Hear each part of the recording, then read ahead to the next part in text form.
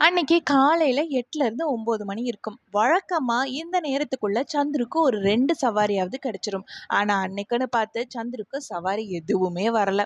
அதனால சந்துரு ரொம்ப சோகத்தோட ஆட்டோல உட்காந்துக்கிட்டு இருக்காரு. அப்பன்னு பார்த்து அவரோட கண்ல ஒரு சிறுமி படுறா.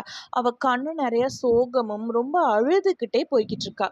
சந்துரு அந்த சிறுமிய பார்த்துட்டு அவகிட்ட போயி, "இந்தா பொண்ணே, எதுக்காக நீ இப்படி அழுதுகிட்டு இருக்க?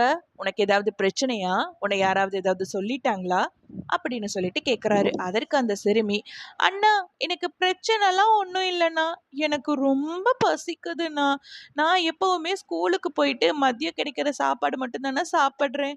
இன்னைக்கு நான் ஸ்கூலுக்கு போக முடியல. பஸ்ஸும் கிடைக்க மாட்டேங்குது. எனக்கு ரொம்ப பசிக்குதுண்ணா."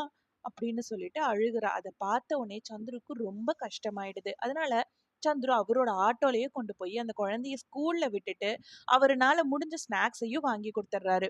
அதுக்கு அந்த குழந்தை, "அண்ணா, உங்ககிட்ட குடுக்கறதுக்கு என்கிட்ட காசு இல்லையேண்ணா" அப்படின்னு சொல்லிட்டு கேட்டதுக்கு சந்துரு, "மா, நீ காசெல்லாம் அண்ணாக்கு குடுக்க வேண்டாம். அழகான ஒரு சிரிப்பு மட்டும் சிரி சாமி. அது போதும் எனக்கு" அப்படின்னு சொல்லிடுறாரு. அன்னைக்கு சந்துருக்கு சவாரி எதுவுமே வரல. இருந்தாலுமே அவர் மனசுக்குள்ள ஏதோ ஒரு சந்தோஷம், ஏதோ ஒரு நிம்மதி, ஏதோ ஒண்ணு பெரிய விஷயத்த சாதிச்ச மாதிரியான திருப்தியோட அவர் அன்னைக்கு நாள நகர்த்தினாரு. கதையோட நீதி. நம்ம மத்தவங்களுக்கு உதவி செய்யணும் அப்டின்னா, நம்மகிட்ட நெறைய காசு இருக்கணும்னு அவசியம் கிடையாது. நம்மகிட்ட இருக்க அளவான காசுல கூட நம்மனால முடிஞ்ச அளவுக்கு மத்தவங்களுக்கு நம்மனால உதவி செய்ய முடியும்.